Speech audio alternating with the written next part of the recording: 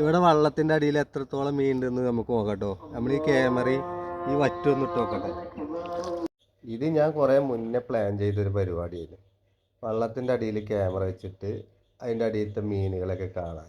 കുറേ കുപ്പിക്കണി വെച്ചിരിക്കണമെങ്കിലും ക്യാമറക്കണി നമ്മൾ ആദ്യമായിട്ട് വെക്കുകയാണ്. ആരൊക്കെയുണ്ട് വള്ളത്തിൻ്റെ അടിയിലെന്നൊന്ന് നമുക്ക് നോക്കാം. അതുപോലെ ഞണ്ടൊക്കെ ഉണ്ടെങ്കിലാണ് പ്രശ്നം. ഞണ്ട് ചിലപ്പോൾ ക്യാമറയും കൊണ്ട് പോകും ഗൈസ്. ഓരോ കജ്ജും കൊണ്ട് ഇറുക്കിയാണ്ട് ചിലപ്പോൾ ക്യാമറ തന്നെ പോകും.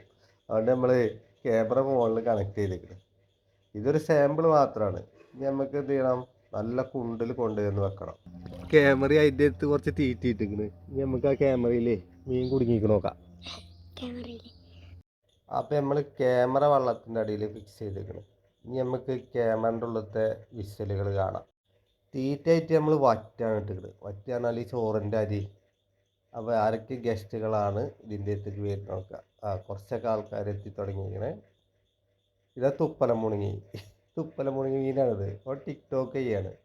എനിക്ക് തോന്നുന്നു ഇന്ത്യയിൽ ടിക്ടോക്ക് നിരോധിച്ചിട്ട് പോലെ ആദ്യമായിട്ടാണ് ക്യാമറ കാണുന്നത്. അതുകൊണ്ട് ക്യാമറയുടെ മുന്നിലേക്ക് വരുന്നത് ഇതെന്താവും സാധനം കയറിയിരിക്കുന്നത്. നമ്മൾ ചെറിയ പെരലുകൾ ഇഷ്ടമായിരിക്കുന്നുണ്ട്. വലുതാരെങ്കിലും വരുമെന്ന് നമുക്ക് വെയിറ്റ് ചെയ്യാം. ഒന്ന് തീറ്റ മാറ്റേണ്ടിനു. ഇതിപ്പോൾ സാമ്പിളല്ലേ, നമുക്ക് നല്ല കുണ്ട് കൊണ്ടുപോയിക്കാണ്ട് വെക്കണം. നല്ല തീറ്റയൊക്കെ ഇട്ടിട്ട്. അപ്പോഴാണ് വലിയ മീനുകളൊക്കെ വരിക.